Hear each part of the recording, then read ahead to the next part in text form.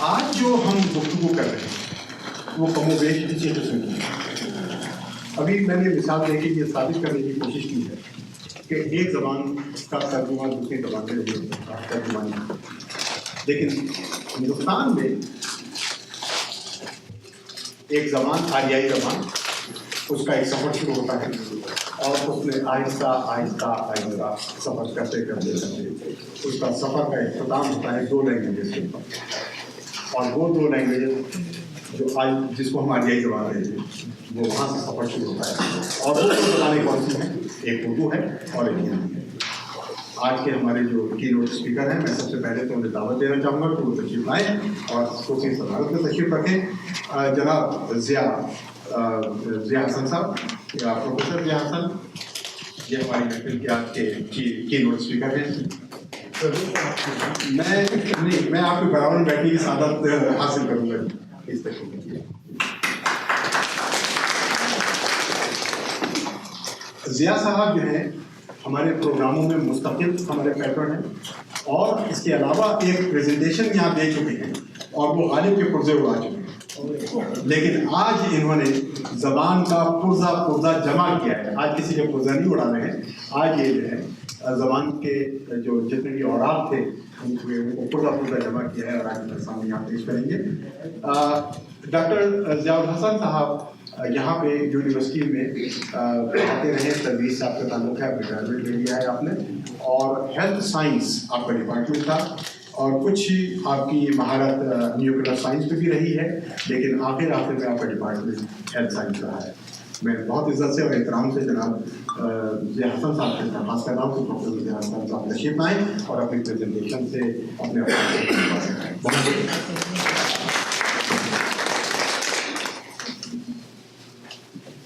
شکریہ امین حیدر صاحب، آپ نے مجھ کو صدر بنا دیا. اس کو میں جناب صاحب کی اجازت سے شروعات کرتا ہوں. آپ لوگوں کا بھی شکریہ کہ آپ اتنی بڑی تعداد میں یہاں پر جمع ہوئے.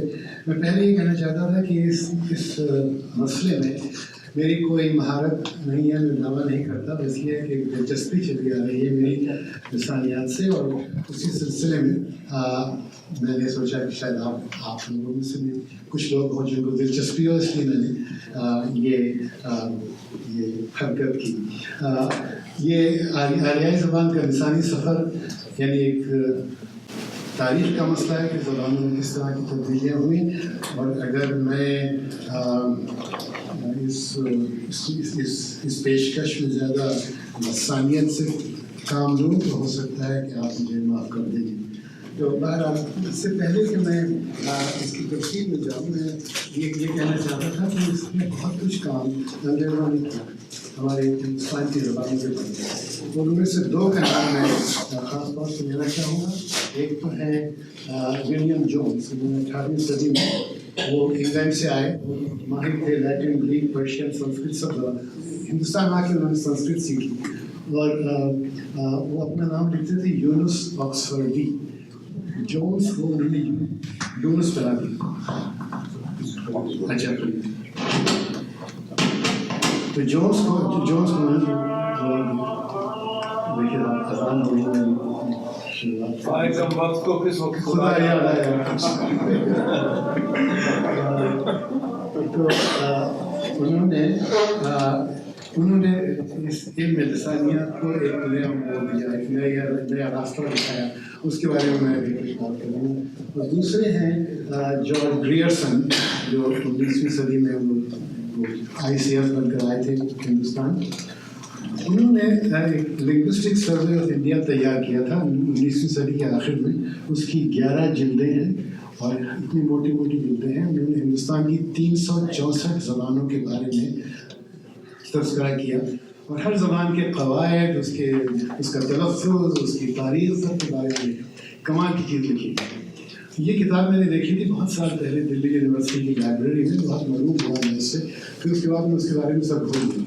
ابھی کچھ سال پہلے حکومت ہند نے یہ فیصلہ کیا کہ اس کتاب کو دوبارہ شائع کیا جائے گا، لیکن اس کی فنڈنگ کہیں غائب ہو گئی. لیکن ابھی کچھ عرصہ پہلے مجھے معلوم ہوا کہ یونیورسٹی آف شکاگو نے اس کتاب کی ہر صفحے کو اسکین کر کے انٹرنیٹ پہ فراہم کر دیا. تو یہ پوری کی پوری یعنی زبردست جو شاہکار کتاب ہے وہ اب موجود ہے. تو اس سے بھی میں نے کچھ استفادہ کیا ہے. اس کے کچھ اس میں ہر زبان کے نمونے بھی موجود ہیں کہ کس زمانے میں کس زبان کو کس طرح سے استعمال کیا جاتا ہے. تو لیکن سب سے پہلی بات میں یہ کہنا چاہتا ہوں کہ ولیم جونس نے اور لوگوں نے بھی یہ تجربہ کیا ہے. ان کو یہ معلوم ہوا کہ بہت سی زبانیں جو انہیں آتی تھیں ان میں کچھ مشابہت. تو اس کی مثال ہے یہاں پر لیٹن، پرشین اور سنسکرت کے لفظوں کی.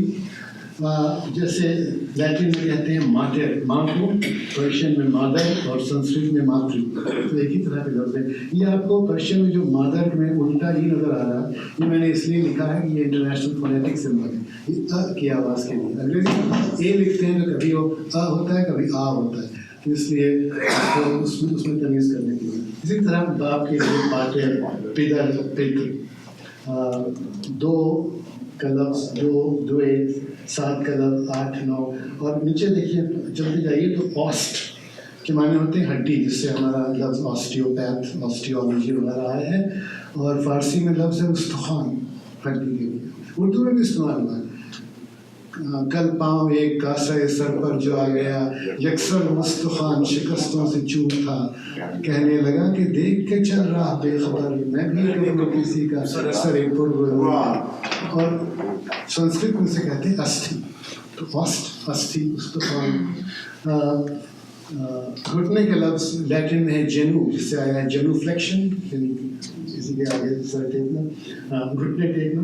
اور فارسی میں زانو اور سنسکرت میں جانو، بالکل ایک سے لفظ ہے. دانت کو ڈینٹ کہتے ہیں، اور دندان، یا اور سنسکرت میں بھی دانت، جس سے ہمارا لفظ دانت آیا ہے. اور ہے کے لیے جو لفظ ہے وہ ایس ہے ہر جگہ، ایس. تو یہ مشابہت کیوں ہے ان تمام زبانوں میں؟ تو ولیم جونس نے اس پر ایک مقالہ لکھا 18ویں صدی میں کہ ان سب کی ابوجہت زبان ایک ہی رہی ہوگی. تو اس کے اوپر بے انتہا تحقیقات ہوئی ہیں اس زمانے سے اب تک 200 سال کا عرصہ تقریباً بیت گیا ہے. تو اب یہ بالکل ثابت ہو چکا ہے کہ یہ انڈو یورپین ایک خاندان ہے زبانوں کا. اور یہ لوگ اس علاقے سے چلے. دیکھیے یہ کام کرتا ہے کہ یہ جو علاقہ ہے جو آج یوکرین کا علاقہ ہے، کچھ لوگ مشرق کی طرف گئے، کچھ لوگ مغرب کی طرف گئے. اور یورپ کی زیادہ تر زبانیں اسی خاندان کی. تو اس خاندان کو اگر آپ دیکھیے کتنا وسیع ہے یہ، اس میں ہر رنگ اس نقشے میں جو ہے وہ انڈو یورپین خاندان کی زبانوں کا ہے. تو جو نیلا رنگ ہے یہاں پر وہ ہے انڈو ایرانین برانچ کا، اس کی ایک شاخ ہے. اور اس کی اور بھی بہت سی شاخیں ہیں جو یورپ میں پھیلی ہوئی ہیں، لیکن یورپ کی سب زبانیں اس خاندان کی نہیں ہیں. کچھ زبانیں بلغیرین جو فنش ہے وہ اس کی نہیں ہیں. اچھا آپ یہاں پہ دیکھیں گے کہ ہندوستان کے جنوب میں بھی کوئی رنگ نہیں ہے. وہاں پر ڈراوڈ زبانیں بولی جاتی ہیں جسے ڈراویڈین کہتے ہیں. تو انڈو یورپین فیملی جو ہے اس کی کئی شاخیں ہیں. جو مغرب کی طرف گئی ان تو بہت سی شاخیں ہیں، ان کے بارے میں کچھ نہیں کہوں گا. لیکن جو مغرب کی طرف گئی ان کو انڈو ایرانین کہتے ہیں. اور انڈو ایرانین کی بھی 2 شاخیں ہیں، ایک ہے ایرانین اور دوسری انڈو ایرین. انڈو ایرین جو ہے وہ ہندوستان میں آئی، لیکن ایرانین جو ہے وہ ایران میں اور کردستان میں اور بلوچستان میں وہ شاخ اس طرف گئی. اچھا تو اس کے نیچے میں نے کچھ اور لفظ لکھے ہیں، اوستان ایٹسیٹرا، ویدک ایٹسیٹرا. اس کی بھی بڑی دلچسپ بات ہے کہ یہ جو زبانیں جب یعنی میں اس وقت کی بات کر رہا ہوں تقریباً 1500 سال قبل مسیح کی، جب ایرین لوگ ہندوستان میں شام میں آئے، اس وقت وہ کون سی زبانیں رہتے تھے؟ ایران میں بھی وہی لوگ رہتے تھے اور ہندوستان میں بھی وہی لوگ آئے. لیکن ان زبانوں کے بارے میں ہمیں بہت کم معلومات ہے. صرف یہ معلوم ہے کہ ایرانین برانچ کی جو ایک زبان ہے اس میں زرتشت مذہب کی جو اصل کتاب ہے اویستا وہ لکھی گئی تھی. اور وہ کتاب چلی آ رہی اب تک چلی آ رہی ہے. یعنی فارسیوں کے عالم لوگ اب بھی اس زبان کو سیکھتے ہیں اور پڑھتے ہیں، اور عام فارسی بھی اس کو پڑھتے ہیں، اس کا ورد کرتے ہیں. حالانکہ سمجھتے نہیں کہ اتنی 3500 سال، کم سے کم 4000 سال پرانی زبان ہے، اس کا ورد کرتے ہیں.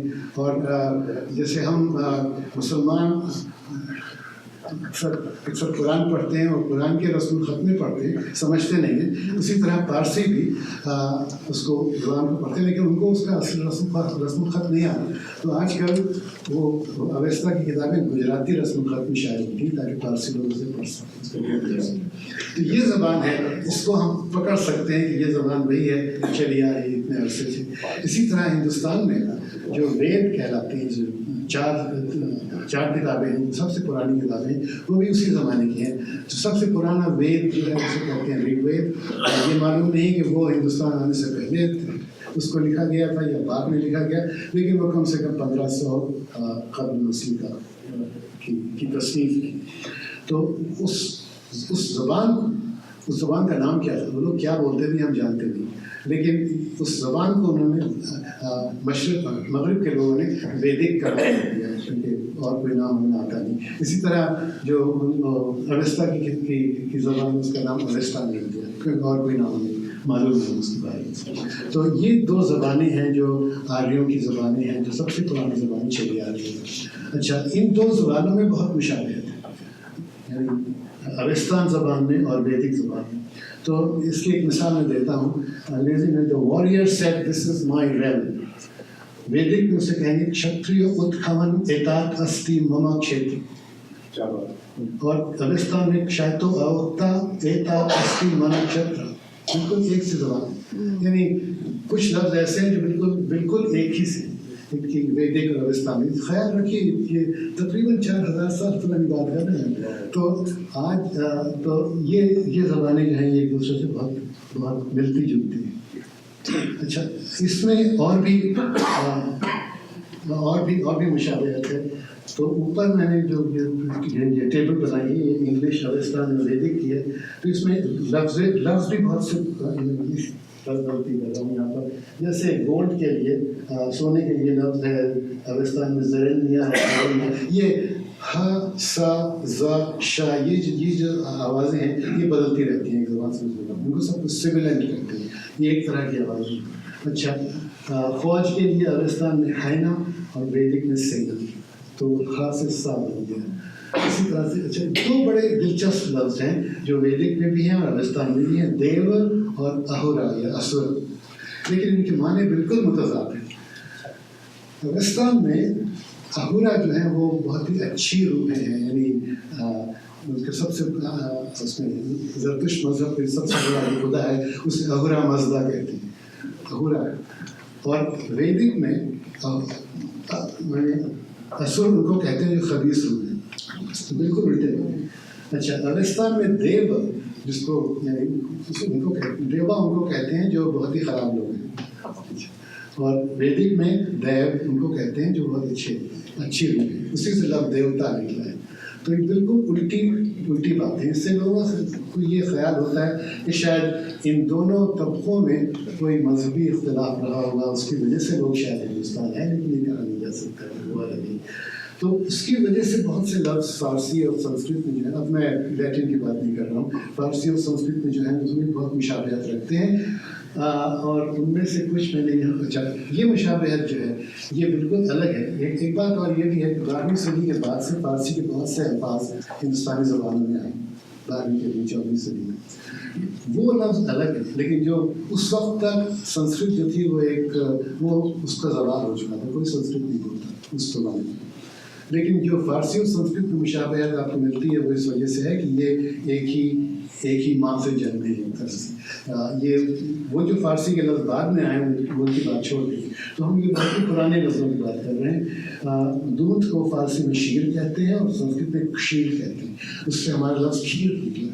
ہمارا کھیر کے منظور دودھ کے نہیں ہوتے، لیکن اسی کی پیدا ہوئی. مشت مٹھی کو کہتے ہیں اور سنسکرت میں مشٹھی. تشنگی سنسکرت میں ترشنا. بارش کی جگہ سنسکرت میں ہے ورشا، اور ورشا کے برابر کا لفظ ہے برکھا. اسی سے برکھا، بارش، برسات، یہ سب لفظ ہمارے یہاں استعمال ہوتے ہیں. اچھا، سر کے لیے جو لفظ فارسی کا ہے وہ ہے سر، اور سنسکرت کا لفظ ہے شر، اور شر سے ہمارا لفظ آیا ہے سر. تو یہ سر اور سر کی بالکل الگ جینیالوجی ہے، الگ معنی کی. آپ اگر لغت میں دیکھیں تو سر اور سر کے الگ الگ درج ہیں، لیکن ان کے معنی ان کے اندراج الگ ہے. تو دلچسپ بات یہ ہے کہ اگر آپ کے سر میں درد ہو تو آپ کہہ سکتے ہیں کہ درد سر ہے، لیکن درد سر نہیں کہہ سکتے، چونکہ اضافت میں وہی لفظ استعمال ہو سکتے ہیں جو دونوں فارسی کے ہوں. تو اچھا، اور اس کے نیچے کچھ اور میں نے جیسے کچھ لفظ ایسے ہیں جو بالکل الگ الگ لگتے ہیں لیکن ان میں بھی ایک مشابہت ہے. جیسے میں جاتا ہوں کے لیے من می روم کہیں گے فارسی میں، اور سنسکرت میں بالکل دوسرا ہم گچھامی، لیکن جو م کی آواز ہے جو واحد متکلم کے سیغے میں ہوتی ہے وہ فارسی میں بھی ہمیشہ ہوتی ہے اور سنسکرت میں بھی ہوتی ہے، م یا می. اسی طرح اگر آپ غائب جمع کا صیغہ لیں، جیسے وہ جاتے ہیں آنہا می روند فارسی اور سنسکرت میں تے گچھنتی، تو یہ اند اور انتی جو ہے یہ بھی ہمیشہ ایک سے ہوتے ہیں. تو یہ سب مشابہت، اتنی مشابہت چلی آ رہی ہے. تو یہ زبانیں جو تھیں یہ اب کہاں بولی جاتی ہیں؟ یہ نقشہ ہے ہندوستان ساؤتھ ایشیا کی یعنی بر صغیر کی زبانوں کا. تو اس میں یہ جو ہرا حصہ ہے یعنی ہلکا، کیا چیک کر رہی ہے، یہ جو ہلکا ہرا حصہ ہے یہ سب زبانیں انڈو ایرین کی پیداوار ہیں، اور یہ جو گہرا ہرا حصہ ہے یہ بلوچی اور پشتو زبانوں کا علاقہ ہے، یہ ایرانین شاخ کی پیداوار ہے. اور یہ جو اوپر کا رنگ ہے یہ بالکل ہی الگ زبانیں، یہ الگ خاندان کی زبانیں ہیں، جسے سائنو تبتن کہتے ہیں. یہ اس کا تعلق تبت کی زبانوں سے. سب سے دلچسپ بات ہے یہ زبانیں جو جنوبی ہند میں بولی جاتی ہیں یہ ہیں دراوڑ فیملی کے، اور یہ جیسے تمل، تیلگو، ملیالم، کنڑ، یہ سب زبانیں ہیں. تو ان زبانوں کا کیا اثر پڑا ہماری زبانوں میں؟ ایک تو اثر یہ پڑا کہ سنسکرت میں کوئی ر اور ڈھا کی آواز ہے ہی نہیں سرے سے. ہم اس آوازیں بہت استعمال کرتے ہیں، جیسے تم کہتے ہیں پڑھنا، سنسکرت میں کہتے ہیں پٹھن، اس میں اڑھا نہیں ہے، تو ٹھا سے اڑھا کیسے بن گئی؟ اس کی وجہ ہے دراوڑ زبان. اس میں ڑ اور ڈھا کی آواز جو ہے وہ بہت ہی عام ہے، بہت ہی زیادہ استعمال ہوتی ہے. تو یہ آوازیں ہم نے دراوڑ سے لی ہیں، لیکن لفظ بہت کم ہیں. ارد کی دال، ارد لفظ جو ہے وہ تمل سے ہے. کری کا لفظ تمل لفظ ہے، اور لیکن کری کے معنی کیا دیکھ رہے ہیں؟ ہاں والیوم دیکھ رہے ہیں. ہاں معاف کیجیے گا، میں نے دیکھا اچھا اوپر کرتے ہیں. اوپر نہیں جا رہا ہے، سیٹ کیا ہوا ہے. کوئی بات نہیں، میں زور سے بولنے کی کوشش کروں. یہ لفظ کری جو ہے یہ تمل کا لفظ ہے، لیکن جس کو ہم کری کہتے ہیں یہ خیر انگریزی کے ذریعے سے آیا ہے. تمل میں کری ایک خاص، ایک مخصوص مسالے کا نام ہے، اور انگریزوں نے اس کو اس طرح استعمال کیا کہ کوئی بھی مسالے دار سالن اس کو کری کہتے ہیں. تو حقیقت یہ ہے کہ جب آپ کری پاؤڈر خریدتے ہیں تو اس میں کری کا بالکل شائبہ بھی نہیں ہوتا، کری کا جو مسالہ ہے اس کا. لیکن ایک بہت ہی عجیب لفظ ہے جو ہم استعمال کرتے ہیں، وہ ہے کتے کا پلا. لفظ پلا یہ ایک طرح سے تمل لوگوں کی توہین کے لیے استعمال کرتا ہے، کیونکہ تمل میں پلائی کے معنی ہوتے ہیں بیٹا، اس میں کتے سے کوئی تعلق نہیں. لیکن ہم نے وہ لفظ استعمال کیا ہے جیسے ان کی توہین کے لیے. اچھا، اس معاملے میں نے ہڑپا اور موہنجوداڑو کی جو تہذیب تھی اس کا ابھی تک ذکر نہیں کیا، کیونکہ وہ تو آگے سے پہلے بھی موجود تھی، اور اس میں بھی بہت کچھ معلومات اب بڑھتی جا رہی ہیں. ابھی حال میں ریلی سے تقریباً 100 میل دور ایک نیا مقام ہے، راکھی گڑھی اسے کہتے ہیں، وہاں پر کھدائی ہو رہی ہے. وہ بھی موہنجوداڑو کی طرح بہت ہی زبردست شہر اسی تہذیب کا ملا ہے، اور وہاں انہوں نے کچھ DNA انالیسس بھی کی ہے. اس سے یہ شبہ ہو رہا ہے کہ یہ جو انڈس ویلی سویلائزیشن کے لوگ تھے موہنجوداڑو ہڑپا کے، وہ شاید دراوڑ تھے، لیکن تھے یا نہیں تھے یہ وثوق کے ساتھ نہیں کہا جا سکتا، لیکن اس میں بنتا ہے. تو اس میں ایک بہت ہی دلچسپ بات یہ ہے کہ آپ بلوچستان میں یہاں دیکھیں گے نیلا رنگ، یہ کہاں سے؟ یہ زبان ہے جو بلوچستان اور سندھ کے اس کی سرحد پہ بولی جاتی ہے، اسے کہتے ہیں برہوی زبان. یہ صرف کچھ گاؤں میں بولی جاتی ہے، برہوی زبان. اور ماہر لسانیات کا یہ فیصلہ ہے کہ یہ دراوڑ خاندان کی زبان. تو یہ وہاں کیسے پہنچ گئی کوئی نہیں جانتا. یہ بہت ہی گہرا اسرار ہے. آس پاس کی زبانوں سے کوئی تعلق نہیں. چیز ہے ایسی تو وہاں کیسے پہنچے یہ پتہ نہیں کسی. تو میرا اپنا اشتہار یہ ہے کہ یہ لوگ جو ہیں یہ شاید ہڑپا اور موہنجودارو کی جو تہذیب تھی اس کی علامت ہے، لیکن ہو سکتا ہے کہ نہ ہو. اچھا تو اب میں اس کی کچھ تاریخ کی بات کروں گا کہ ایران میں اوستان بولی گئی، لیکن اوستانی ایک ہی زبان نہیں تھی جو وہاں بولی گئی، اور بھی زبانیں بولی گئیں جن کے بارے میں ہمیں کچھ نہیں معلوم، کیونکہ وہاں سے کچھ بھی کوئی دستاویز نہیں ملے. اسی طرح ہندوستان میں ویدک زبان کے بارے میں تو ہم جانتے ہیں، لیکن اور بھی زبانیں اس زمانے میں بولی جاتی تھیں جن کے بارے میں ہم کچھ نہیں جانتے کیونکہ کوئی دستاویز نہیں. یہ ہم بات کر رہے ہیں 1500 قبل مسیح کی. اس کے بعد جب ہم تقریباً 600 قبل مسیح تک آتے ہیں، یعنی 900 سال بعد، تو ایک زبان پیدا ہوتی ہے سنسکرت. سنسکرت کے معنی ہوتے ہیں مہذب، کلچر. تو یہ زبان میں نے کہا یہ ایک طرح سے ایجاد کی گئی، کیونکہ جو کچھ بھی تبدیلیاں ہو چکی تھیں ویدک زبان میں ان کو لوگوں نے مان لیا اور کہا کہ اب سے یہ زبان جو ہے یہ اسٹینڈرڈائز ہو جائے گی. تو یہ کام برہمن لوگوں کا تھا، برہمنوں کی ہی زبان تھی، سوچے اور لوگ نہیں بولتے. عام لوگوں نے کبھی سنسکرت نہیں بولی، صرف خواص نے سنسکرت بولی، اور وہ بھی اسی زمانے میں اس کو اسٹینڈرڈائز.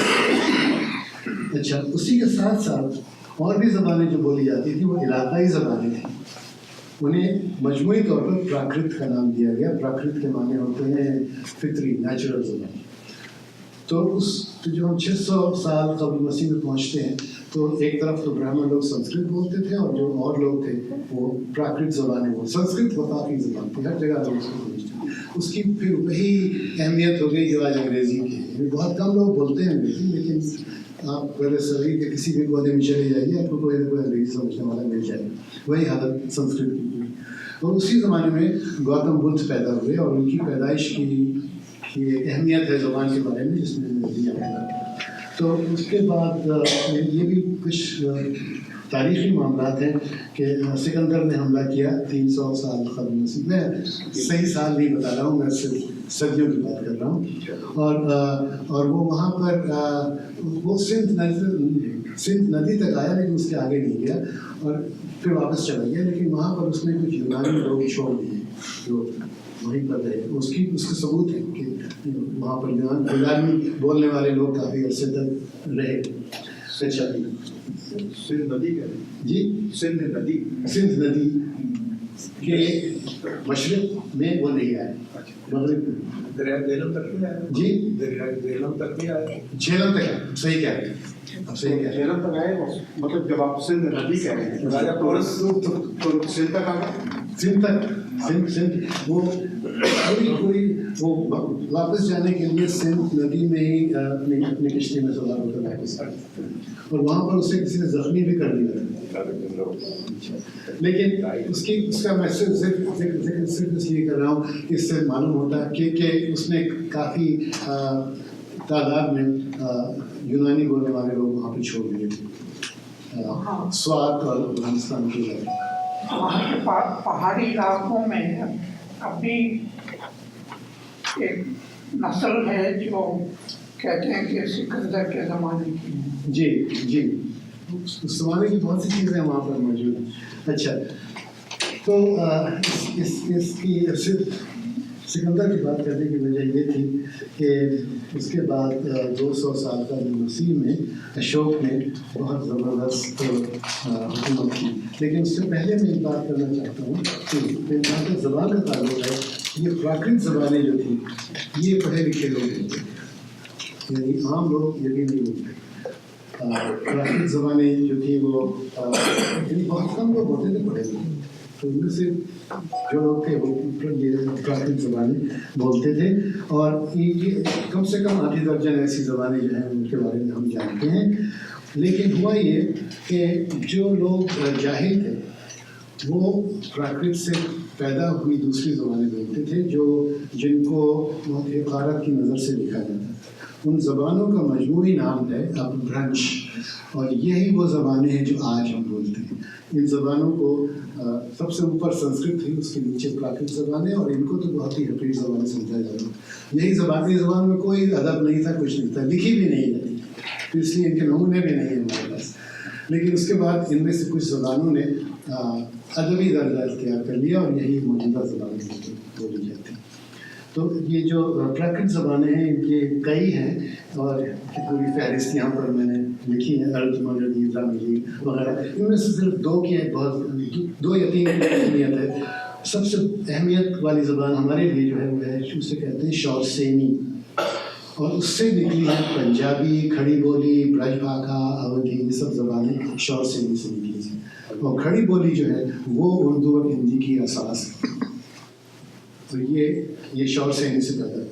دوسری زبان جسے ماگدھی کہتے ہیں وہ بہار اور بنگال کے علاقے میں بولی جاتی تھی، اور اس سے بھوجپوری، بنگالی، اڑیا، آسامی یہ سب زبانیں وہاں سے پیدا ہوئی. تو جب بودھ مذہب پیدا ہوا تو وہاں کے لوگوں نے گوتم بدھ خود ماگدھی بولتے تھے. وہ پڑھے لکھے آدمی تھے، وہ جاہل نہیں تھے، ایک چھوٹی سی ریاست کے شہزادے تھے. تو وہ خود ماگدھی بولتے تھے، لیکن ان کے شاگردوں نے جب اس مذہب کی تبلیغ کی تو انہوں نے سوچا کہ ماگدھی کا جو علاقہ ہے وہ بہت چھوٹا ہے. تو انہوں نے ایک نئی زبان ایجاد کی جس میں ان تمام پراکرت زبانوں کے کچھ نہ کچھ جز تھے، اور اس کا نام رکھا گیا پالی. اور پالی کی بھی بہت اہمیت ہے، اور آپ دیکھیں گے تو سنسکرت اور پالی جو ہے وہ وفاقی زبانیں بن گئی، اور باقی سب کی سب علاقائی زبانیں رہیں. اور بھی زبانیں تھیں ان کے بارے میں کچھ نہیں کہنا چاہتا اس وقت. اور اس میں یہ بہت ہی تفصیلی ڈائیگرام ہے. اس میں آپ دیکھ سکتے ہیں کہ جیسے یہ اس میں وہ لکھتے ہیں ویدک سنسکرت، اس کا معنی ہے، کا مطلب ہے ویدک. اگر آپ ہندوستان میں کسی سے پوچھیے کہ وید کس زبان میں ہے تو وہ کہے گا سنسکرت ہے، لیکن یہ سراسر غلط فہمی ہے.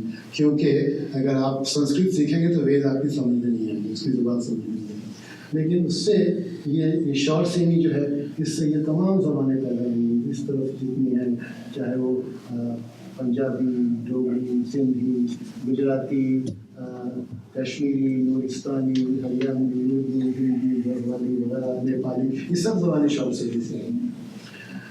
اچھا، تو پھر میں اس کو دوبارہ آپ کو دکھا دوں یہی سلائڈ کہ پراکرت سے یہ سب زبانیں پیدا ہوتی رہیں.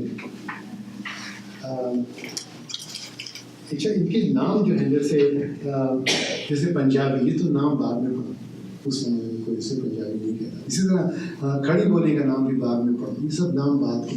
مشکل یہ ہے کہ چونکہ یہ زبانیں لکھی نہیں جاتی تھیں، اس لیے ان کے بارے میں معلومات بہت کم ہے. پھر 200 قبل مسیح میں اشوک نے اپنی فتوحات شروع کی اور ایک وسیع علاقے کو اپنی سلطنت بنا دی. یہ ہے اشوک کی سلطنت کی وسط، بنگال سے لے کر افغانستان. تو یہ سب فتوح جو اس نے کی تو اسی طرح کی جیسے اور سلطنتیں بنائی جاتی ہیں لڑائی کر کے.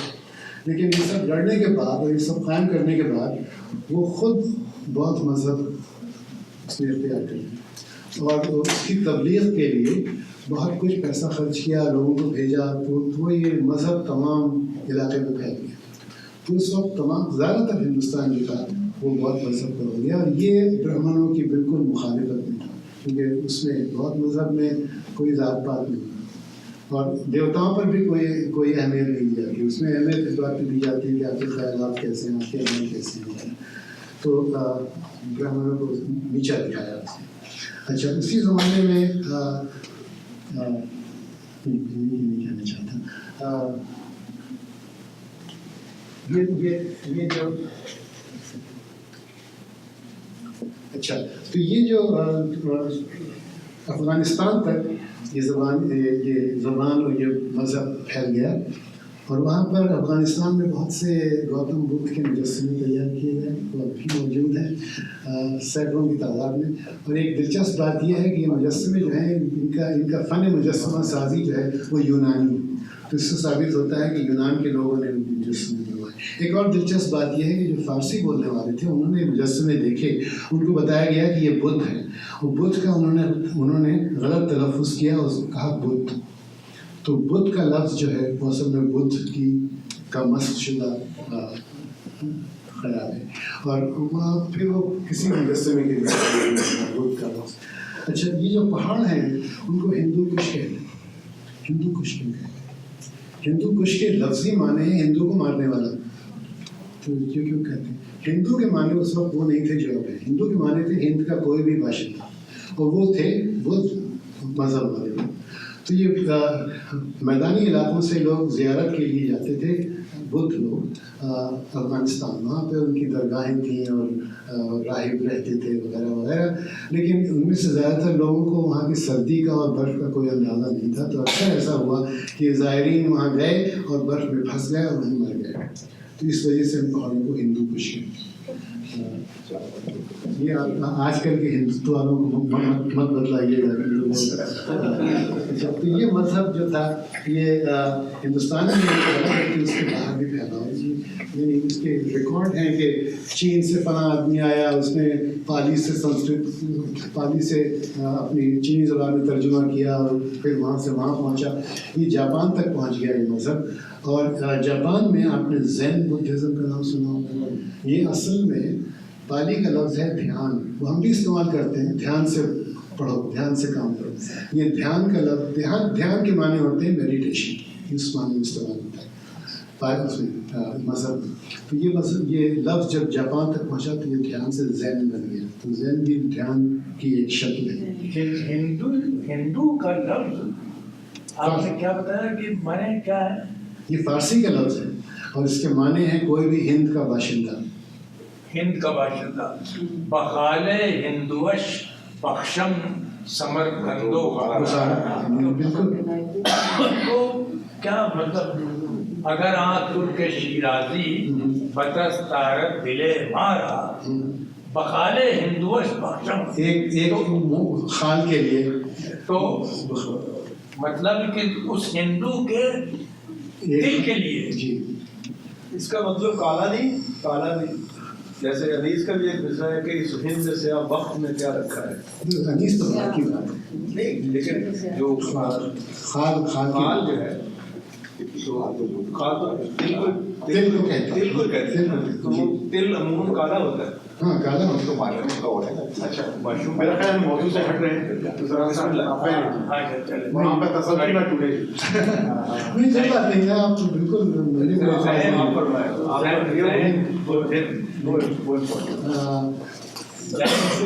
یہ تو خیر ہم آگے بڑھ رہے ہیں کیونکہ ابھی ہم وہاں تک نہیں پہنچے. لیکن فارسی بولنے والوں نے بہت استعمال کیا ہے لفظ ہندو. رفتم ب تماشائے کنارے جوئے دیدم بلب آب زنے ہندوئے گفتم سنما بہائے مویت چبوت فریاد برابرت کے در در موئے. در اس نے کہا بھاگ جا در موئے. انہوں نے ایک ایک بال ایک موتی اچھا. تو اس نے اشوک نے اپنے سرحدوں پر اپنے فرمان لکھوائے کتبر پہ لکھوائے. اس میں کچھ چٹانوں پر کھودے گئے اور کچھ ستون بنائے گئے، ان کے اوپر لکھا گیا. تو یہ ہے نقشہ کہاں کہاں پر اشوک کے کتبے پائے گئے ہیں. یہ پالی زبان میں ہے. لیکن جو اس طرف ہیں جہاں پر یہ سوات میں اور اس جگہ پہ جو کتبے ہیں ان میں یونانی زبان میں بھی اس کے فرمان لکھے گئے ہیں. تو اس سے ثابت ہوتا ہے کہ وہاں پر یونانی بولنے والے رہ رہے تھے. یہ 200 سال قبل مسیح کی بات نہیں کر رہا ہوں. تو یہ جگہ جگہ پر یہ کتبے لگے ہوئے ہیں. اور میں ایک کتبے کا ایک چھوٹا سا اقتباس آپ کو سناتا ہوں. اس میں اس کی وجہ یہ ہے کہ اس نے اشوک نے اپنا نام اشوک نہیں لکھا بلکہ دیونم پیا لکھا ہے. اچھا دیونم پیا کیا چیز؟ یہ اس نے اپنا لقب اپنے آپ کو لقب دیا. دیونم پیا کے معنی دیوتاؤں کا محبوب، پیا کے معنی محبوب. اور یہ لفظ آج بھی استعمال ہوتا ہے، فلمی گانوں میں استعمال ہوتا ہے پیا. تو اشوک نے 2300 سال پہلے یہ لفظ اپنے لیے استعمال کیا دیوتاؤں کا پیا. But Devanam Piya does not value either gifts or honor so highly as that a promotion of the essentials of all sects should take place. Other sects should be honored in every way. یہ ان کا پیغام تھا. لیکن میں نے یہ صرف اس لیے یہاں پہ رکھا کہ اس میں دیونم پیا کا ہندو آپ کو بتائیے جی یہ ہندو تو آپ کو بتائیے جی ان کو بتائیے کہ دیکھیے all sects should be honored. اچھا تو اب ہم قبل مسیح کا زمانہ ختم کر کے پہلی صدی تک پہنچتے ہیں اور وہاں پر سنسکرت و پالی میں بے انتہا ادبی کارروائی. اور سنسکرت میں تو ہر طرح کی کتابیں لکھی گئی ہیں, یعنی صرف مذہبی کتابیں نہیں ہیں, اور ریاضی کی کتابیں اور نجم نجوم کی کتابیں اور طب کی کتابیں, فلسفے کی کتابیں, لمبی لمبی نظمیں, اور ان میں سے جو سب سے زیادہ مشہور ہیں وہ ہے رامائن اور مہا بھارت. یہ بہت ہی لمبی سنسکرت کی نظمیں ہیں. خیال کیا جاتا ہے کہ یہ جو کہانی بتائی گئی ہے وہ بہت پرانی ہے, لیکن سنسکرت میں اسی وقت لکھی گئی.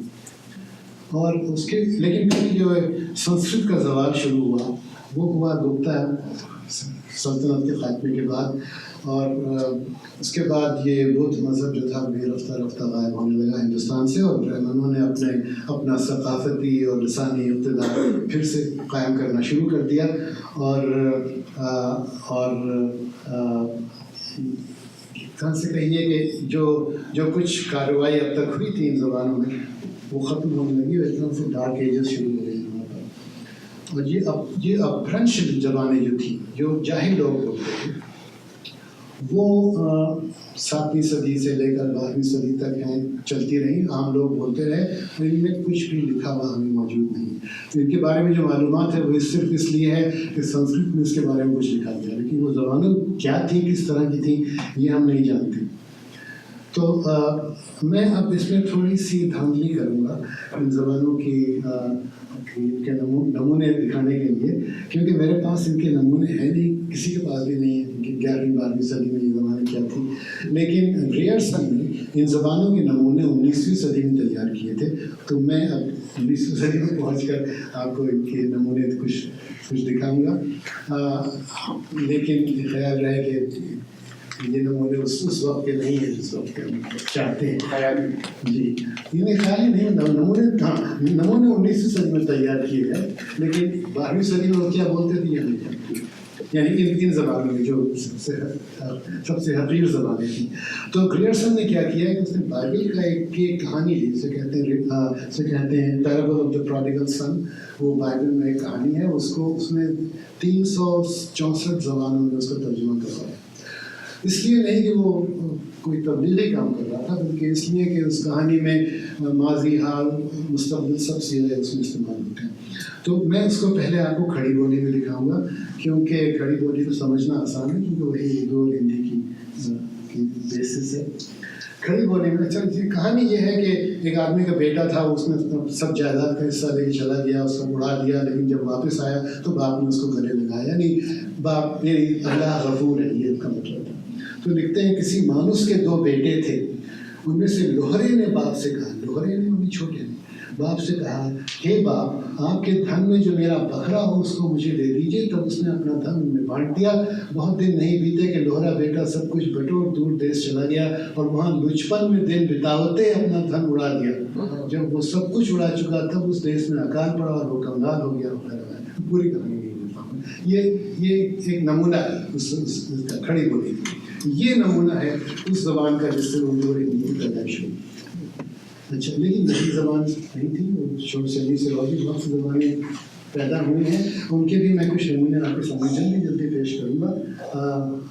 یہ دکنی زبان ہے. ایک آدمی کے 2 بیٹے تھے, ان میں سے چھوٹے چھوڑے نے بولا بابا میرے بھاگ کا مال مجھے دے, اور اس نے ان میں بھاگ پاڑ دیا وغیرہ. یہ دکنی زبان ہے. اچھا, یہ ہے اودھی زبان. اودھی زبان سے مجھے خاص دلچسپی ہے. اس کی وجہ یہ ہے کہ میں بچپن سے سنتا آیا ہوں. ایک منئی کے دوئی بیٹے رحیم ماں سے بہتر اپنے باپ سے کہیں زیادہ دھما جبن ہمارے بہانا لاگت ہوئے تبن حاجت ہے. اچھا, اور میں آپن دھن ان کا بانٹ دیں. اس کی وجہ یہ ہے کہ اگر آپ لکھنؤ اودھ کا اصل بڑا شہر, لکھنؤ سے آپ 10-12 میل باہر جائیے تو وہاں آپ کو اردو ہندی نہیں سنائی دے گی, وہاں آپ کو اودھی سنائی دے گی. اور میں بچپن سے سنتا آیا ہوں کہ آپ نے بھی بہت کچھ سنی ہوگی لکھنؤ کانپور کے علاقے میں. آپ کی زبان ہے, کیونکہ جو بھی کاریگر یا مزدور بھی آتے تھے وہ ہمیشہ اودھی ہوتے تھے. آج بھی یو پی کے اودھ کے قصبوں میں آپ کسی درزی میں اودھی میں بات کرے, آپ سے اردو میں بات نہیں کریں. تو یہ زبان ہر طرف سے چلی آ رہی ہے. یہ نمونہ میں پیش کرنا چاہتا ہوں. اچھا یہ ہے برج جو آگرے کے آس پاس بولی جاتی ہے. ایک جنے کے دو چھوڑا ہے ان میں تھے لوہرے نے کہا کہ کاکا میرے بٹ کو دھن موئے دے تب وہاں نے دھن انہیں باٹی کری دیو. اچھا یہ ہے بھوجپوری. بھوجپوری منظر عام تو اس وقت آئی جب تقریباً 50 سال پہلے ایک فلم میں دلیپ کمار نے بھوجپوری گانے کے ساتھ ناچ دکھایا اور وہ تھا نین تو منوا ماں کسر ہوئی بے کری. وہ بھوجپوری. ایک آدمی دو بیٹا رہے چھٹکا اپنے باپ سے کہلس کہ اے بابو جو دھن میں یہ ہمار حصہ ہوکے سے بانٹ وغیرہ. اچھا اس کے بعد یہ اور مثالیں نہیں دوں گا. میرا مطلب یہ تھا کہ سب زبانیں ایک دوسرے سے ملتی جلتی ہیں لیکن الگ. اودھی میں جیسے میں مثال دیتا ہوں آپ کو. آپ کھڑی بولی میں کہیں اس نے کہا. اودھی میں وہی کہیں انہوں نے کہا وہی کہیں وہ کہہ رہا تھا وہی کہت رہیس. یہ اتنا فرق ہے لیکن ان کو الگ الگ زبانیں نہیں مانا جاتا. یورپ میں آپ دیکھیے کہ اسپینش اور اٹالین میں اتنا فرق نہیں ہے جتنا کھڑی بولی اور اس میں ہے. لیکن کسی نے کہا تھا کہ زبان کس کو مانا جائے اور بولی کس کو مانا جائے یہ سیاسی مسئلہ ہے, یہ لسانی مسئلہ نہیں ہے. کسی نے خوب کہا تھا کہ language is a dialect with N army. یہ آرمی ہو تو آپ اس کو زبان کہہ سکتے ہیں. اسی طرح سے بہار میں ایک زبان بولی جاتی ہے میتھلی, جس کو ہندی کی بولی کہا جاتا تھا, حالانکہ وہ بنگلہ سے زیادہ قریب ہے. پھر وہاں کے لوگوں نے بڑی تحریک کی اور کہا کہ اس کو الگ زبان مانا جائے, تو سیاستدان نے کہا کہ مان لیتے ہیں یہ الگ زبان ہے. اچھا تو یہ سب زبانیں جو تھیں چلی آ رہی تھیں. اب میں جو دھاندلی میں کر رہا تھا اس واپس جاتا ہوں 12ویں صدی میں جب دلی سلطنت قائم ہوئی قطب الدین ایبک. اچھا تو اس زمانے میں جس زبان کو ہم زبان اردو معلیٰ کہتے تھے وہ تھی فارسی. یہ بڑی غلط فہمی ہے کہ زبان اردو معلیٰ کے معنی ہے اردو. اردو معلیٰ کہتے تھے اس جگہ کو, اس علاقے کو جہاں پر بادشاہ اور اس کے خواص رہتے تھے اور جہاں پر وہ اپنی دکاندار رہتے تھے, اس کو اردو معلیٰ. اردو لفظ ترکی کا لفظ اور اس کے معنی ہے خیمہ, یا کچھ زبانوں میں اس کے معنی ہے خیمہ, کچھ زبانوں میں اس کے معنی ہے فوج. تو چونکہ اردو کے معنی فوج کے ہو سکتے ہیں, اس لیے بہت سے لوگوں کا خیال ہے کہ اس زبان کو اردو اس لیے کہتے ہیں کہ یہ فوج میں پیدا ہوئی. یہ غلط فہمی جو ہے یہ میر امن نے 18ویں صدی میں پھیلائی ہے. باب و بہار کتاب تھی وہ اس میں فورٹ ولیم کالج میں اساتذہ ہوتے تھے میر امن, لیکن یہ سراسر غلط ہے. اس وقت زبان اردو معلیٰ جو تھی وہ تھی فارسی, اور عام لوگ جو زبان بولتے تھے وہ تھی وہ کھڑی بولی تھی. پھر کھڑی بولی میں انہوں نے فارسی کے لفظوں کی آمیزش کرنا شروع کی اور اس کو فارسی کے رسم الخط میں لکھنا شروع کیا. تو یہ زبان تھی جو وہاں کے تاجر اور معمولی انسان اور دلی کے آس پاس کے علاقے میں فوج میں بھی استعمال ہوتی ہوگی, لیکن اس کا فوج سے کوئی خاص تعلق نہیں تھا اس وقت. سوچنے کی بات ہے کہ اس زبان جسے ہندوی کہا گیا اگلے 550 سال تک کسی نے اردو کا نام نہیں دیا. تو اس لیے یہ سوچنا کہ یہ اردو اس لیے کہلائی کہ فوج میں پیدا بھی بالکل غلط ہے. اچھا اسی زمانے میں امیر خسرو نے اس ہندوی میں شاعری کی, انہوں نے اپنی زبان کو ہندوی کہا. اچھا لفظ ہندی اس زمانے میں اس طرح استعمال ہوتا تھا جیسے ہندی, یعنی ہندی کے معنی تھے ہندوستان کی کوئی بھی زبان, تو ہندوی کو بھی ہندی کہتے تھے اور زبانوں کو بھی ہندی, سب کو ہندی کہتے تھے. لیکن ہندوی جو تھی وہ خاص تھی, وہ کھڑی بولی تھی جس میں فارسی کے الفاظ کی آمیزش تھی. امیر خسرو نے زبان میں بہت کچھ لکھا, لیکن ان کی زبان میں بھی اس کی دونوں زبانیں کہیں ضم نہیں ہوئی, الگ الگ لگتی ہیں. لکھتے ہیں زحال مسکین مکن تغافل, وہ تو فارسی ہے. پھر دنائے نینا بنائے بتیاں, اس کے بعد اگلے مصرے میں کہ تاب ہجراں نہ دارم ہے جاں, وہ فارسی ہے. نہ لے کاہے لگائے چھتیاں. دیکھیے یہ وہ بات نہیں ہے جو بعد میں پیدا ہوئی اس زبان میں, جس میں فارسی کے لفظ جو تھے وہ بالکل ضم ہو گئے زبان میں, وہ بات اس وقت پیدا نہیں ہوئی تھی. تو پھر ہندوی کا کیا ہوا؟ ہندوی میں یہ شہروں میں پھیلی کیوں پھیلی ہے میں نہیں جانتا، لیکن یہ زبان جو تھی وہ شمال میں اور دکن میں بھی شہروں میں پھیلتی گئی. لیکن دلی کے جو لوگ تھے وہ فارسی میں شاعری کرتے تھے، انہوں نے اس پر کوئی توجہ نہیں دی. سن 1700 تک، کیونکہ ولی دکن جو دلی کے نہیں تھے انہوں نے اس زبان میں شاعری کرنا شروع کی. سب سے پہلے اس کو ادبی مقام پہ پہنچا، اس سے پہلے کسی نے نہیں کیا تھا. سن 1700 میں وہ دلی آیا، انہوں نے اپنی شاعری وہاں سنائی تو لوگوں نے سوچا یہ تو بڑی اچھی زبان ہے، اس میں ہم شاعری کیوں نہیں کرتے. تو اردو کی شاعری جو ہے وہ ولی دکنی سے شروع ہوتی ہے. اور یہ میں ایک شعر ولی دکنی کا میں نے آپ سامنے لکھ دیا کہ دیکھیے اس میں کس طرح سے فارسی کی ترکیبوں کو اور ہندوی کو ملا کر لکھا گیا ہے. نہ چھوڑے محبت دم مرگ تک، جسے یار جانی سو یاری لگے. یار جانی سے جسے یار جانی سو یاری لگے، محبت دم مرگ تک، سب فارسی ہے. لیکن اس میں یہ بہت مختلف ہے امیر خسرو کی زبان سے.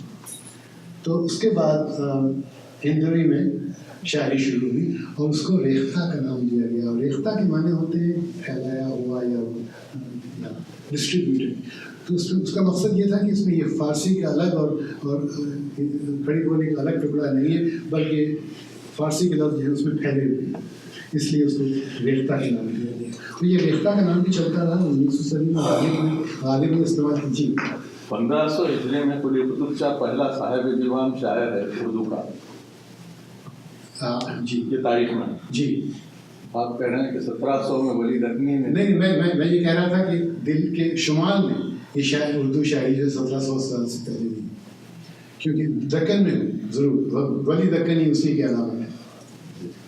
جی ہاں، لیکن دہلی میں اور جگہ میں جو یہ زبان تو پھیل رہی تھی لیکن کوئی شاعری نہیں کرتا تھا. اس کو ادبی زبان کا درجہ نہیں دیا گیا. ادبی زبان ہی دکن میں. اچھا، میں تھوڑا سا ڈائگریشن یہاں پہ کروں گا اودھی کے بارے میں. کبیر نے 15ویں صدی میں بہت کچھ لکھا، اور کبیر کی زبان جو تھی وہ بالکل عام لوگوں کی زبان تھی، وہ تھی اودھی. لیکن اس میں بھی آپ کو کھڑی بولی کے کچھ ٹکڑے ملتے ہیں، اس میں فارسی کے لفظ ملتے ہیں، جیسے خبر، نظر، اس طرح کے لفظ ملتے ہیں. تو اس سے ثابت ہوتا ہے کہ اس وقت شہروں میں وہاں پر رہتے تھے، بنارس میں رہتے تھے کبیر، تو وہاں پر یہ زبان اتنی حد تک پھیل چکی تھی کہ عام لوگ سے بولنے لگے تھے. لیکن ایک شاعر تھے ملک محمد جائسی، انہوں نے اس سے بالکل انحراف کیا اور انہوں نے خالص اودھی میں شاعری کی جس میں ایک لفظ بھی فارسی کا نہیں تھا، اور وہ بالکل خالص اودھی میں. اور انہوں نے اودھی کو ادبی درجہ دے دیا، اس سے پہلے کچھ نہیں کیا.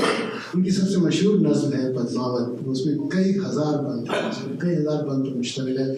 اور ابھی فلم آئی تھی پدماوت، اس میں کہتے تھے کہ وہ ملک محمد جائسی کی نظم پر مبنی ہے، حالانکہ فلم میں اور اس میں بہت فرق ہے. تو میں آپ کو اس کا ایک ٹکڑا سناتا ہوں. دیکھیے کتنی مشکل زبان ہے، کتنی ٹھیٹ اودھی ہے. جب ہی دیپ نیراوا جائی جن کا بلاس نربھا. چشمہ لگانا پڑے گا اس کے لیے، جو پڑھنے میں مشکل ہوگا. جب ہی دیپ نیراوا جائی جن کا بلاس نربھا آئی گھن امراؤ ناگ چم پاسا اٹھا بھومی رت لاوی اکاسا. یہ لکھ رہے ہیں ملک محمد جائسی. اور اس کو اب ہندی کا شاہکار سمجھا جاتا ہے، اس کو ہندی کا شاہکار سمجھا جاتا ہے. اچھا، کیونکہ انہوں نے جائسی نے یہ میدان صاف کر دیا تھا کہ اس کے 50 سال کے بعد تلسی داس نے بھی اودھی میں رامائن کی کہانی لکھی. یہ کہانی جو ہے یہ بہت مشہور ہے اور آج بھی اس کو لوگ پڑھتے ہیں اور اس کو رامائن کہتے ہیں. حالانکہ یہ رامائن نہیں ہے، یہ تلسی داس نے خود اسے رامائن کر کے نہیں کہا، لیکن اسے بہت شوق سے پڑھا جاتا ہے. اور ہر سال ہر جگہ رام لیلا ہوتی ہے، اس میں تلسی کے اشعار پر بہت منحصر ہوتا ہے. لیکن یہ رامائن تو والمیکی نے لکھی تھی. والمیکی کی برآمد سنسکرت میں تھی، 4 صدی میں لکھی جی، اور اسی کو ایکسپلین کیا ہے، اسی کی کہانی بتائی ہے، لیکن بہت فرق ہے. میں آپ کو مثال دیتا ہوں. والمیکی کے رامائن میں رام آخر میں خودکشی کر لیتے ہیں، تلسی داس کے رامائن میں نہیں کرتے. سب لوگ ہنسی خوشی رہنے لگتے ہیں. بہت سے واقعات بہت سے واقعات. لیکن میں یہ کہہ رہا تھا کہ وہ تو سنسکرت کی چیز تھی، اس کو کوئی پڑھتا نہیں. اچھا اودھی جو ہے وہ ختم نہیں ہوئی. میں آپ کو مثال دیتا ہوں حسرت موہانی کی. مولانا حسرت موہانی نے اردو میں بھی شاعری کی ہے اور اودھی میں بھی شاعری کی ہے. اور اودھی میں ان کی زیادہ تر شاعری جو ہے وہ کرشن کے بارے میں ہے، لیکن کچھ باتیں انہوں نے وہ اصل میں قادری سلسلے کے صوفی تھے. تو یہ میں آپ کو ایک چھوٹا سا ٹکڑا اس کو سناتا ہوں. یہ اس کے بارے میں عبد القادر جیلانی کے بارے میں. بغدادی دیالو کھویا ہم ہو غریب ہم پار جویا برہ کی ماری نپٹ دکھیاری تاکن کب لگ دور سے بھیا. یہ مولانا حسرت موہانی لکھ رہے ہیں. اس میں نے ایک اور چیز شامل کر دی ہے، کیونکہ میں نے بچپن میں سنا تھا 12 ربیع الاول کے موقع پہ میلاد میں نعت کسی نے پڑھی تھی اودھی میں. آج کی رات اویہ ہے رسول عربی. اویہ ہے یعنی آنے والے. آج کی رات اویہ ہے رسول عربی سب فرشتن کی بھائی آمنہ کے گھر طلبی. سب فرشتوں کی بھائی کے معنی ہوئی. یہ اس بحر میں ہے دل و جاں بات فدایت چہ عجب خوش لقبی، اسی بحر میں. تو یہ اودھی زبان جو ہے یہ بھی زندہ ہے، اس میں بھی ادب کی تصویر ہو رہی ہے. لیکن جو زبان اردو ہے معلیٰ کا معاملہ تھا، میں اس کی طرف پھر توجہ دیتا ہوں. ہوا یہ کہ تقریباً 18ویں صدی میں مغل دربار نے ہندوی کو ایک طرح کا ریکگنیشن دیا کہ یہ بھی زبان اردو میں معاملہ ہے. اس وقت سے لوگ اس کو زبان اردو کہنے لگے، پھر اردو کہنے لگے. تو یہ اس وقت کی بات ہے. جہاں تک مجھے معلومات ہے اردو کا لفظ اس کے لیے سب سے پہلے مصحفی نے استعمال کیا 1780 یعنی تحریر. ویسے لوگ کہتے ہوں گے یہ کتاب. تو یہ زبان جو ہندوی کہلاتی تھی یہ اردو کہلانے لگی. لیکن اس کو اردو بھی کہتے تھے، ہندی بھی کہتے تھے، ہندوی بھی کہتے تھے اور ریختہ بھی. ریختہ تو خیر شاعری بھی. تو اگلے 100 سال تک اردو اور ہندی ہم معنی لفظ تھے، کوئی فرق نہیں. ہندی بھی اسی کو کہتے تھے جو فارسی آمیز پڑھی گئی تھی، جس کو فارسی رسم الخط میں لکھا جاتا ہے، اسی کو ہندی کا نام دیا جاتا تھا. ہندی اردو ہندوی سب ایک ہی چیز تھی. اچھا تو اس میں لیکن کچھ لوگ تھے جو فارسی سے پھر بھی منحرف تھے. میں آپ کو مثال دیتا ہوں. یہ انشاء اللہ خان نے ایک کتاب لکھی تھی، اس میں رانی کیت کی کہانی تھی جس میں ایک بھی لفظ فارسی کا نہیں. پوری کی پوری کہانی لمبی سی ہے. اس کے اقتباس ہے یہ کل کا پتلا جو اپنے اس کھلاڑی کو سکھ رکھے تو کھٹائی میں کیوں پڑے اور کڑوا کسیلا کیوں ہو. اس پھل کی مٹھائی چکھے جو بڑوں سے بڑے اگلوں نے چکھی. دیکھنے کو آنکھ دی، سننے کو یہ کان دیے، ناک بھی اونچی سر میں کر دی، مورتوں کو جی دان دیے. مٹی کے باسن کو اتنی سکت کہاں جو اپنے کمہار کے کر تک کچھ بتا سکے. ایک بھی لفظ فارسی کا نہیں. یہ انہوں نے جان بوجھ کے لکھا. ان کا کہنے کا مقصد یہ تھا کہ فارسی کی ضرورت نہیں ہے، اردو ہندی ایک ہی زبان ہے اور اس میں فارسی ہو یا نہ ہو. پھر ہم 19ویں صدی تک آتے ہیں جہاں پر اردو ادب کو بہت فروغ ملا. اور میرا مقصد ادب کے بارے میں بالکل نہیں ہے آج. میرا مقصد ہے زبان کے بارے میں. تو اس وقت انگریزوں کی حکومت تھی اور 1837 میں ایسٹ انڈیا کمپنی نے یہ فیصلہ کیا کہ اب تک تو وہ انگریزی اور فارسی کو سرکاری زبانیں مانتے تھے، لیکن اب انگریزی کو اور اردو کو مانیں گے فارسی کی جگہ. تو اس سے بہت فرق پڑتا ہے کیونکہ اب اردو سرکاری زبان بن گئی اور عدالتوں میں استعمال ہو گئی. اس کا بھی ایک متضاد اثر ہوا. ایک بہت مشہور صاحب 19ویں صدی کے ہریش چندر ان کا نام تھا. انہوں نے ایک تحریک شروع کی کہ چونکہ اب کھڑی بولی کا جو قواعد تھے وہ سارے شہروں میں پھیل چکے تھے، تو اس لیے اب یہ کرنا چاہیے کہ فارسی کے لفظ نکال کے اس کی جگہ سنسکرت کے لفظ لگا دینے چاہیے اور اس کو کھڑی بولی کریں. یہ عمل بنگلہ میں اس وقت ہو رہا تھا. اسی کی نقل میں انہوں نے ہریش چندر نے یہ شروعات کی اور انہوں نے اس کتاب کا نام اس زبان کا نام رکھا ناگری. اس کا نام ہندی نہیں رکھا کیونکہ وہ مر جاتے اس کا نام ہندی نہیں رکھتے کیونکہ ہندی تو فارسی ہے. لیکن ہوا یہ کہ لوگوں نے اس کا نام ناگری پکڑا نہیں، اس کو ہندی کہنے لگے. تو اب میں آپ کو ایک مثال دیتا ہوں بیگماتی اردو کی جو کہ گریئرسن کی کتاب سے اخذ کی ہے. یہ ایک خط ہے جو لکھنؤ کی کسی بیگم نے اپنی ماں کو لکھا تھا اور اس کی زبان جو ہے وہ بہت دلچسپ ہے. میں آپ کو پڑھ کے سناتا ہوں، پڑھنے میں مشکل ہوتی ہے اس کو. بہن کچا ساتھ ہے، خدا رکھے سیانی لڑکی بیاہنے لائق پہلو سے لگی بیٹھی ہے، اس کے سامنے اس بگ بگ جھک جھک دن رات کے دانتا کل کل سے کیا فائدہ. مگر ایسے عقلوں پر خدا کی مار، سمجھانے میں بات کے پتنگڑ بنتے ہیں، کون دخل دے الٹا نکو بنے. اولاد علی کو دیکھیے، نہ کوئی بات نہ چیت، بیکار ہی ماں سے لڑ پھر کر ددھیال چلا گیا. بیگم خان کی کا 6 مہینے کا پالا پوسا بچہ پرسوں جاتا رہا، بیچاری ایک آنکھ دباتی ہے، لاکھ آنسو گرتے ہیں. ابھی میاں کو مرے پورے 4 مہینے نہیں ہوئے تھے کہ یہ آسمان پھٹ پڑا، غریب کی رہی صحیح آس کی. یہ بیگ ماں کی اردو کی مثال. اچھا وقت کم ہے، ورنہ میں آپ کو کر خاندانی اردو کی لیے ایک مثال دینے والا تھا، لیکن میں نہیں دوں گا. اچھا تو یہ ہے بیگ ماں کی اردو. لیکن پھر یہ اردو ہندی کا جو تصفیہ تھا، جو معاملہ تھا وہ چلتا رہا. تو کچھ لوگوں نے ایسی اردو لکھی جو آپ پڑھ کے روئیں، اور ایسی ہندی لکھی جسے آپ پڑھ کے روئیں. میں آپ کو ایک اقتباس دے رہا ہوں سر سید کے ایک مضمون کا جو انہوں نے غالب کی وفات پر لکھا تھا، اور اگر آپ اس کو پڑھ کے اپنا سر پیٹ لیں یا سر پیٹ لیں تو مجھے کوئی اعتراض نہیں ہوگا. تو دیکھیے یہ ہے وہ مضمون. ہمائے اوج مفاخر و معالی، جاگزین سدرۃ المنتہا، مراتب بلند و مدارج عالی، موسس اساس شیوا بیانی، بانی پائے الفاظ و معانی، اندلیب بہارستان سخن گستری، طوطی شکرستان معنی پروری، اوج سمائے برتری و والا تباری، مہر سپہر بلند اختری و گردو اختراع. ابھی تو کتابات چل رہی ہیں. یہ ہے ان کی زبان. کچھ نہ سمجھے خدا کرے کچھ تو سمجھے.